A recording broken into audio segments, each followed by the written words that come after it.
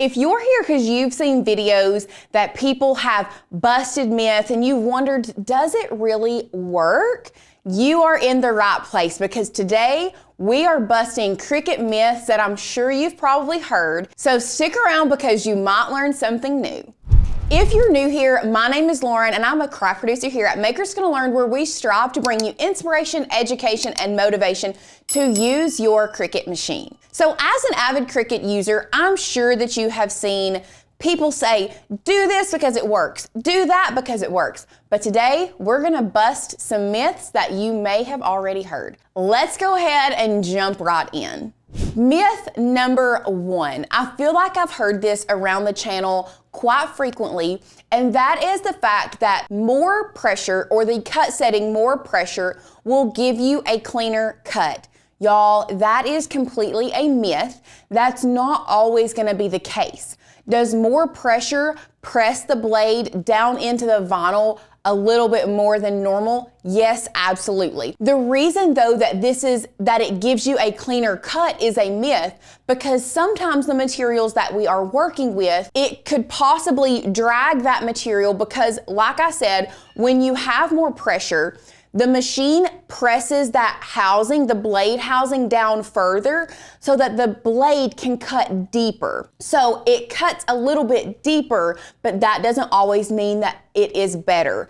It may end up that it cuts all the way through the transfer tape, meaning that you can't keep it all together and it's all in separate pieces. And like I said, more pressure will sometimes drag the material and bunch the material up to where it's completely ruined. So that is a myth. I'm not saying that we don't use more pressure, because there are a lot of times that more pressure can be helpful and is helpful, but it does not always give you a cleaner cut like some people say. The next myth that we are busting is the fact that Cricut Brand products are the best to use with your Cricut machine. I know there are so many people who go out and purchase a Cricut machine thinking that the only products they can use with that machine are Cricut Brand.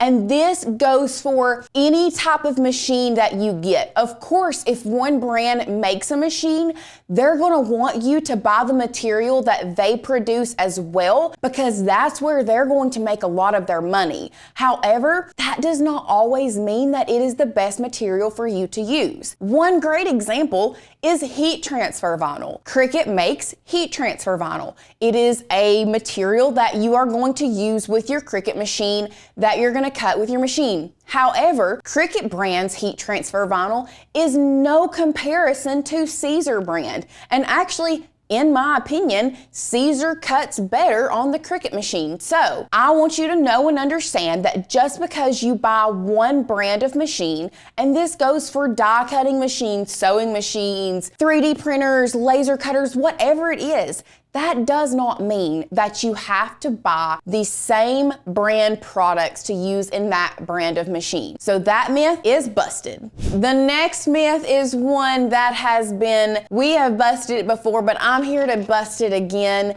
And that is the fact that aluminum foil does not sharpen your Cricut blade. Let me say that again. Aluminum foil does not sharpen your Cricut blade. So the myth is, if you haven't heard it, if you take aluminum foil and you wad it up in a tight little ball, people had said that if you wad this aluminum foil up in a tight ball, you take your Cricut blade, and I'll go overhead so you can see it, you press this button so it's out like this. People were saying that by putting it inside, stabbing it inside the aluminum foil, it would sharpen your blade. Y'all, this one, not specifically, but Cricut makes a tungsten steel blade. This one may not be tungsten steel, but these are steel blades.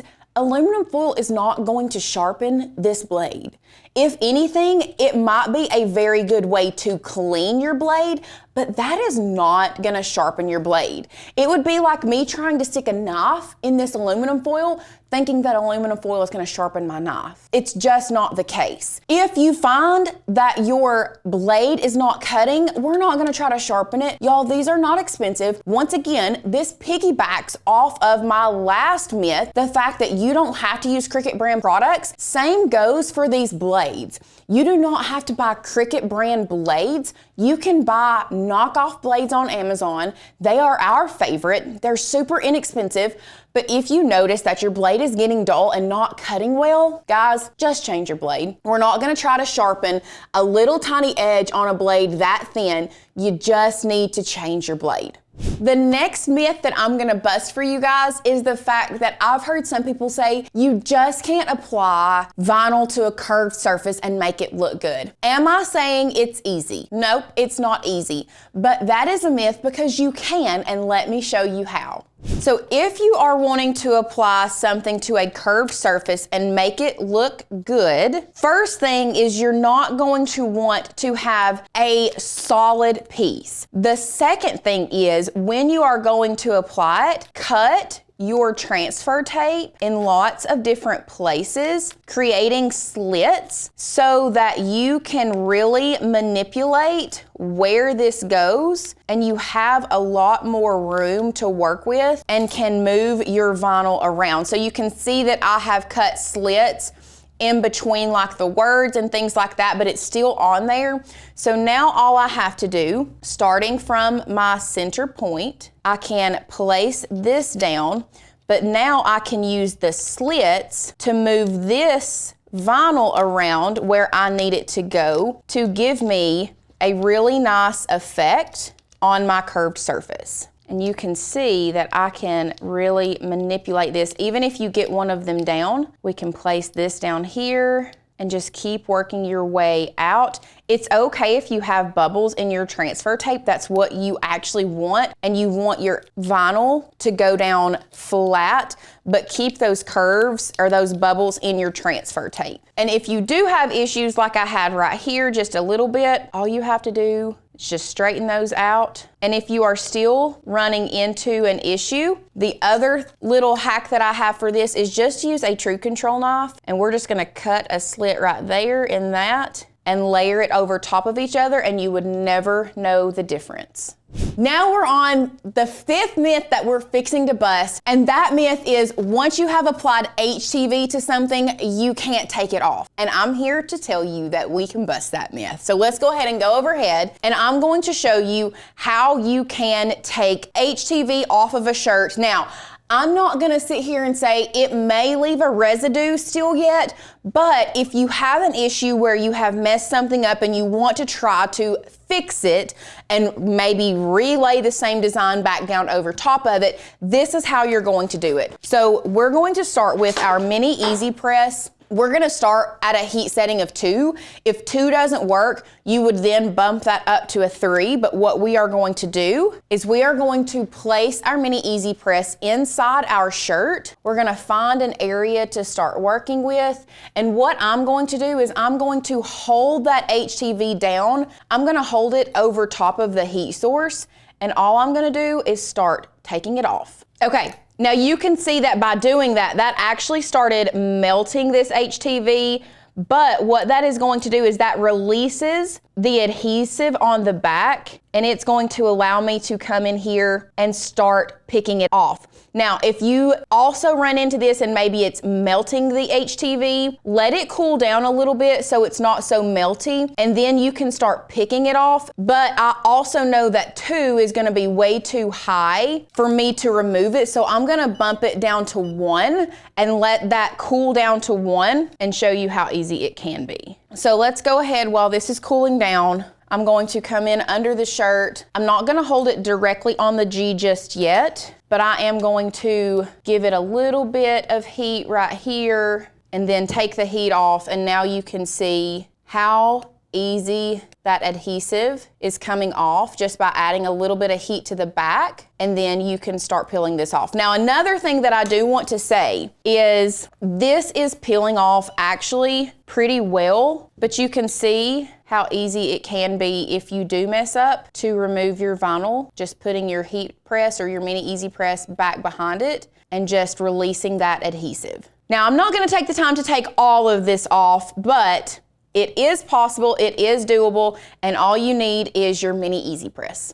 Moving on down the list, the next myth that I'm going to bust for you guys is that DIY projects look cheap and not high quality. Now, if I were to tell you guys that every single thing that is on this door hanger came from Dollar Tree, would you believe me? It's one of those things that you can use cheap items in the correct way to make high-end looking projects. Now, sometimes you can use cheap stuff and it looks cheap, but you have to do it in the right way. So in my opinion, use all the Dollar Tree stuff, but use your imagination, put a twist on it, and you really can make cheap craft materials look high-end.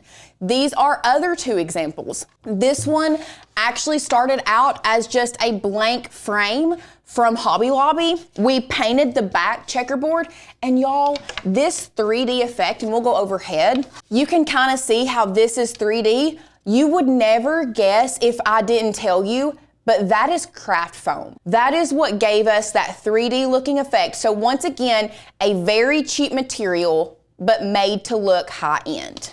And then finally, the one you see over here, y'all, this was right here on the back, this was a clearance photo. All we did, because we didn't like what it was, we loved the frame, we did not like what was on here, we found it in clearance, we painted it and added vinyl to make it look like something that you might find at Pottery Barn, West Elm, or something like that. So just because you use cheap materials does not mean that your DIY projects look cheap. You just have to use inexpensive materials and use your imagination to make them look high end. My favorite thing is going to these high-end stores' websites, getting inspiration, and then going to Dollar Tree or going to Hobby Lobby clearance section, seeing what they have, and then imagining what I can turn it into.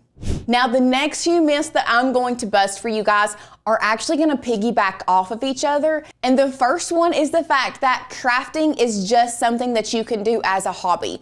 And honestly, for a lot of people, that's what it is, and that is their creative outlet. If that is you, great. We all love to use crafting as a creative outlet. However, if you think that you can't craft and make money, that is incorrect. There are so many things that you can do and create to make a little bit of extra income for yourself, if nothing else, to pay for your hobby. I'm telling you, crafting and creating is not something that everyone can do. So if you were gifted with being able to see things and create things and craft things out of nothing, you can utilize that to really make some money. It doesn't have to just say a hobby. It can be something that also brings you income. Now, to piggyback off of that myth, our next myth is the fact that it costs a lot to start a business.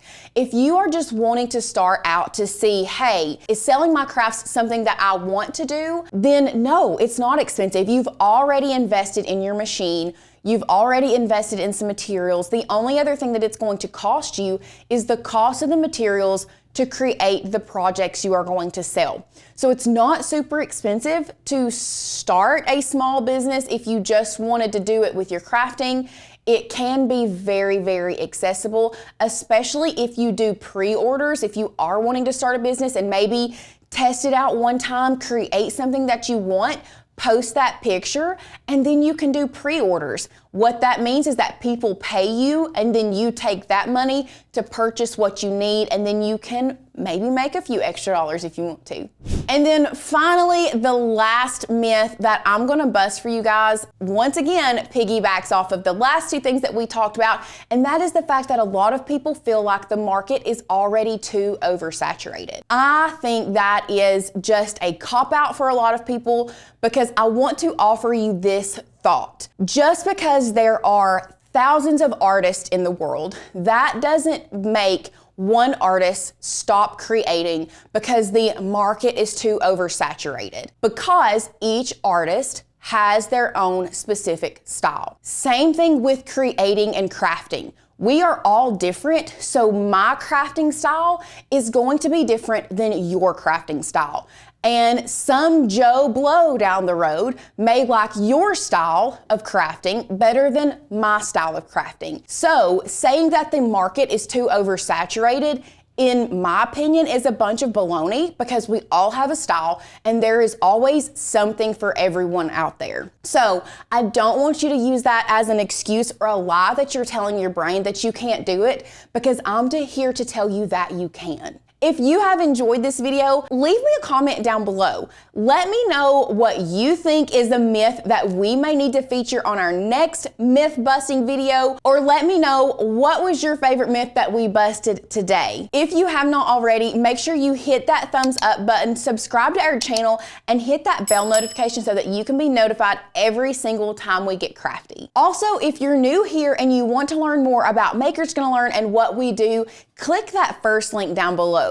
Like I said earlier, our main goal here on this channel is to always bring you inspiration, education, and motivation to get your machine out and get your money's worth out of the investment that you've already made. Not only that, we love to bring you all this education, but we also bring you hundreds of new cut files every month. And our cut file library is seriously 20,000 plus cut files. Some really good ones if you ask me. Plus thousands of fonts that are at your fingertips.